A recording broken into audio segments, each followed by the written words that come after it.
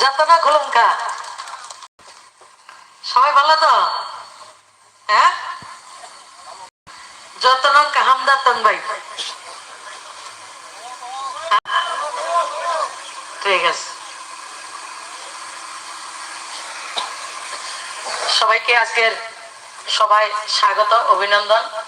মঞ্চে রয়েছেন আমাদের শান্তির বাজার মন্ডলের সম্মানীয় সভাপতি শ্রী শ্যামলাল দেবনাথ মহোদয়। এই শান্তির বাজার বিধানসভার জনপ্রিয় বিধায়ক এবং যাকে আমরা গোলকু নামে জানি, আমার স্নেহের ছোট ভাই শ্রী প্রমোদ রিয়াং মহোদয়।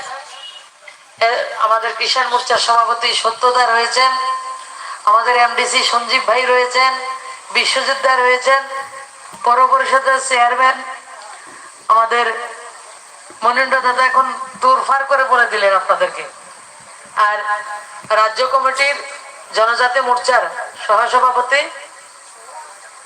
সহসভাপতি এবং দক্ষিণ ত্রিপুরা জেলার জনজাতি মোর্চার প্রভারী প্রাক্তন ইএম প্রতিরাম ত্রিপুরা মহোদয় এবং বিভিন্ন এই অঞ্চলের শক্তি কেন্দ্রের বিভিন্ন বুথ থেকে আগত আমার মায়েরা, বোনেরা, আমার অভিভাবক মন্ডলী, এই অঞ্চলের যারা সুধী সজ্জন উপস্থিত রয়েছেন, আমাদের দূর এবং কাছ থেকে আমাদের কথাগুলি শুনছেন, সবাইকে আমার যতন খুলুমকা।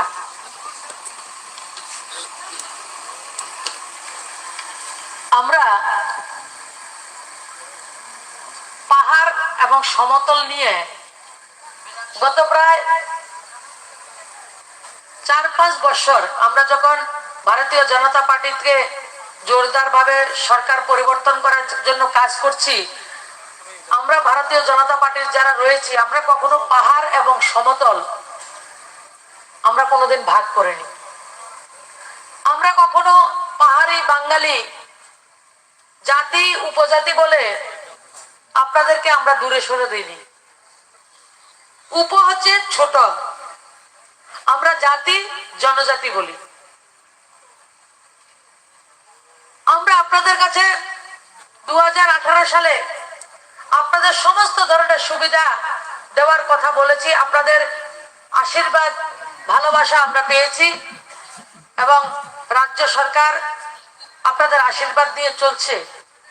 আমরা আপনাদের কাছে বলেছিলাম যে 25 বছর কমিউনিস্ট আমার জনজাতি ভাই বোনদের ভোট নিয়ে এক নাগারে সরকার পরিচালনা করেছেন। কেউ এমপি হয়েছেন, কেউ এমএলএ হয়েছে, কেউ মন্ত্রী হয়েছেন, কেউ মুখ্যমন্ত্রী হয়েছেন।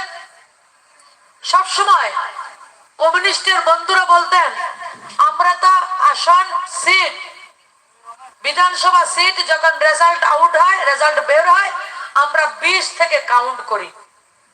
তো আমরা 2018-তে বলেছিলাম আপনারা 20 থেকে কাউন্ট করতে পারবেন না, আপনারা কিন্তু 0 এবং 1 থেকে 1 থেকে আপনাদের কাউন্ট করতে আমরা বাধ্য করব। আমি আপনাদের কাছে 2023-এর নির্বাচনের প্রাক মুহূর্তে এই বাজারে দাঁড়িয়ে গোটা রাজ্যের জাতি জনজাতি প্রত্যেকটা অংশের নাগরিকের কাছে আমি প্রতিমৌমিক দায়িত্ব নিয়ে বলছি, আমরা কিন্তু 2018-তে যেমন পাহাড়কে আমরা 11 জন প্রার্থী দিয়েছি, 10 জন এমএলএ জিতেছে, এইবার আমরা 20 জন প্রার্থী দেব, 17 থেকে 18 খানা জিতবো। আমি দায়িত্ব নিয়ে বলছি, কারণ লোকসভা ভোটের চরিত্র এক ধরনের, বিধানসভা ভোটের চরিত্র এক ধরনের, ভিলেজের নির্বাচনে এক ধরনের হয়, পৌর পরিষদ পৌর নিগমের নির্বাচন আরেক ধরনের হয়।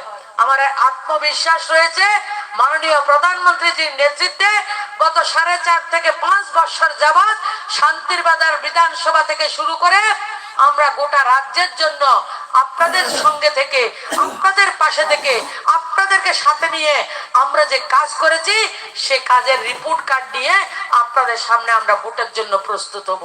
এমনিতে আমরা প্রত্যেকটা সময়ে আপনাদের কাছে রিপোর্ট কার্ড নিয়ে প্রস্তুত হই। আমার কমরেড বন্ধুরা বলতেন, আরে বিজেপি তো কইছে 2000 টাকা ভাতা দিব, ভাতাতে দেয় না। 25 বছরে কমিউনিস্টরা ভাতা দিছে 400 টাকা। আমাদের আগে কমিউনিস্টের সরকার একজনে ভাতা কত পাইতো? 700 টাকা। এই 700 টাকার মধ্যে 300 টাকা দিল্লিতে। কত টাকা দিল্লিতে? 300 টাকা। আর কমিউনিস্টে 25 বছরে কত দিছে? 400 টাকা। 400 আর 300 700 টাকা। আর আমরা 4.5 বছরে কত দিয়েছি? 4.5 বছরে আমরা ভাতা বাড়িয়েছি 1300 টাকা। তো আমরা বেশি করেছি না ওনারা বেশি করেছে? আর ভাতা দেওয়ার সময় কি কইতেন? সিপিএম এর মিছিলে আইয়েন কিন্তু ভাতাটা নাইলে কাটতেলাম কইতেনি গান। মিছিলে আইতে হইব, মিটিং এ আইতে হইব, পার্টির প্রোগ্রামে যাইতে লাগবো, নাইলে আমার জাতি জনজাতি কোন অংশের মানুষের শান্তি দিছে না। শুধু দিতে হবে, করতে হবে, দিতে হবে, করতে হবে। কিতা দিছে, কিতা করছে এটা আমরা কিচ্ছু জানি না, সব তারা রয়েছে।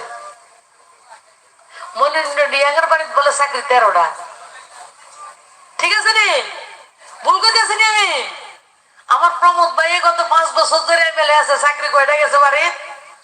আত্মীয় স্বজন বন্ধু বান্ধবরে কয়টা দিছে? আজকে 10-15 দিন ধরে সোশ্যাল মিডিয়াতে একটাই প্রচার, হলুদ খাম। ঠিক আছে কিনা? হলুদ খাম। এই হলুদ খাম যারা পেয়েছেন, আপনাদের অধিকার আমরা আপনাদেরকে দিয়েছি। একজন বলতে পারবে না, কমরেড বলুন, লাল মাতা বলুন, যে কোনো নেতারা একজনও বলতে পারবে না আমরা স্বজন পোষণ করে আত্মীয় স্বজনকে আমরা হলুদ খাম পাঠিয়েছি। কোন দুশ্মনও আমাদেরকে বলতে পারবে না যে আমরা টাকার বিনিময়ে কাউকে আমরা হলুদ খাম পাঠিয়েছি। আমার নেতা, আমার মন্ত্রী, আমার বিধায়কদের শালা শালি শ্বশুর বাড়ির লোকেরা চাকরি পাইছে, একজনও কইতে পারতো না। বিগত 25 বছরে চাকরি পাওয়ার যোগ্যতা কি ছিল? যোগ্যতা কি ছিল? নেতার স্ত্রী হতে লাগবে, নেতার ঘরের মানুষ লাগবো, শ্বশুর বাড়ির আত্মীয় স্বজন, আত্মীয় স্বজনের বাইরে, নেতার মন্ত্রীর আত্মীয় স্বজনের বাইরে এলসি ডিসি ছাড়া চাকরি পাওয়ার ভাগ্যবান এমন কেউ ছিল না।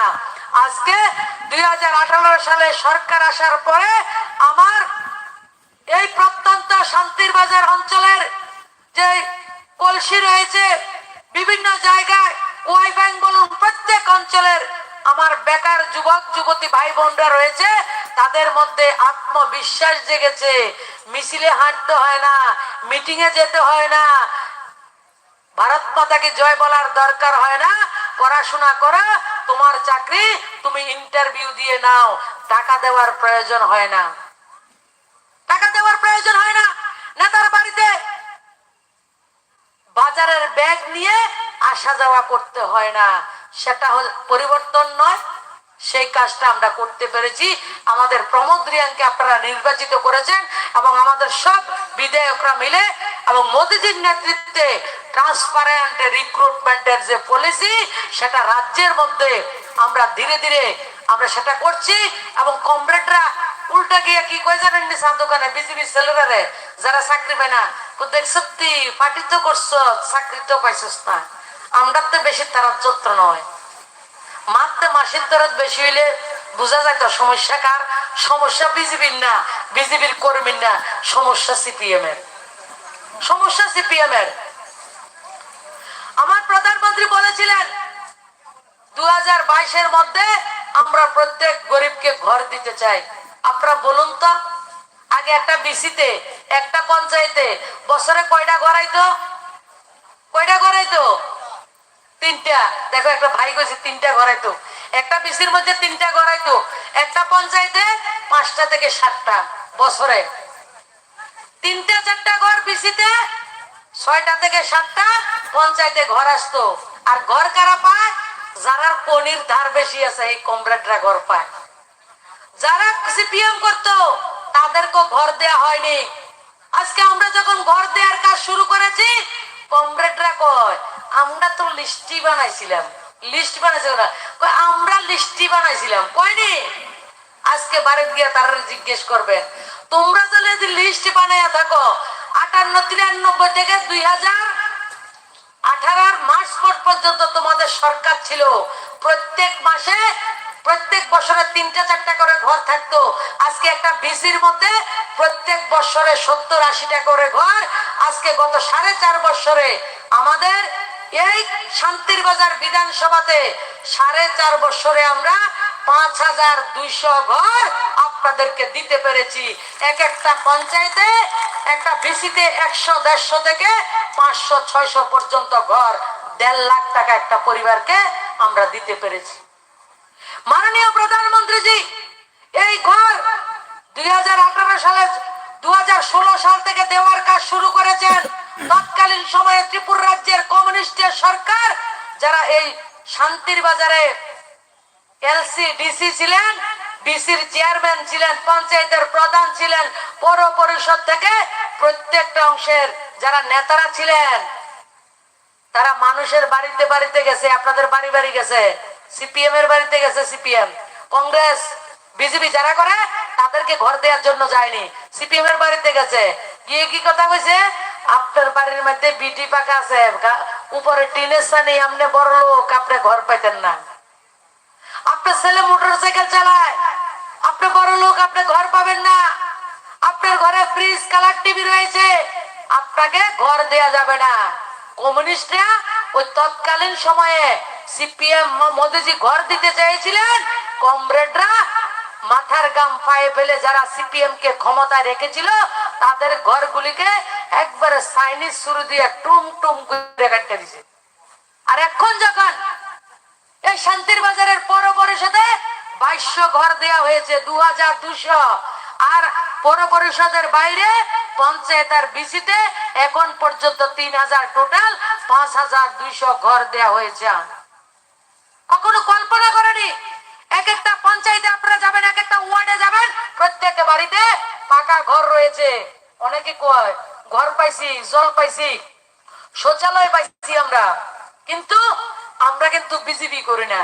আমি আপনাদের মাধ্যমে যারা ঘর পেয়েছেন, জল পাইছেন, 5 কেজি করে চাল পান, শৌচালয় পান, ভাতা পান, আপনাদেরকে 2000 টাকা ভাতা আমরা অঙ্গীকার করেছিলাম, আমরা 2000 টাকা ভাতা করে দিয়েছি।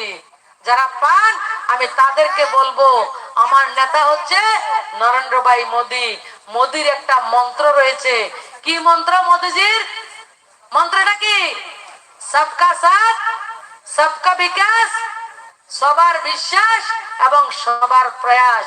আপনারা যতবারে আমাদেরকে ভোট দেবেন না কেন, যারা আমাদেরকে ভোট দেবেন না, দেন না আমাদেরকে, যারা ঘরে বসে বলছেন বিজেপি করার দরকার নেই, আমরা তো সুবিধা পাই, তাদের জন্য বলছি, আপনারা বিশ্বাস করুন যে দলটা আপনারা করেছিলেন, হাজার হাজার দিন আপনারা দলটার পেছনে ঘুরেছেন, নিজের হাজিরা মিস করেছেন, আন্দোলন করেছেন, নিজের সুখ আহ্লাদ যে কমিউনিস্ট পার্টির জন্য বিসর্জন করেছিলেন, সেই কমিউনিস্ট আপনাকে ঘর দেয়নি, আপনাকে জল দেয়নি, আপনাকে চাউল দেয়নি, আপনাকে শৌচালয় দেয়নি।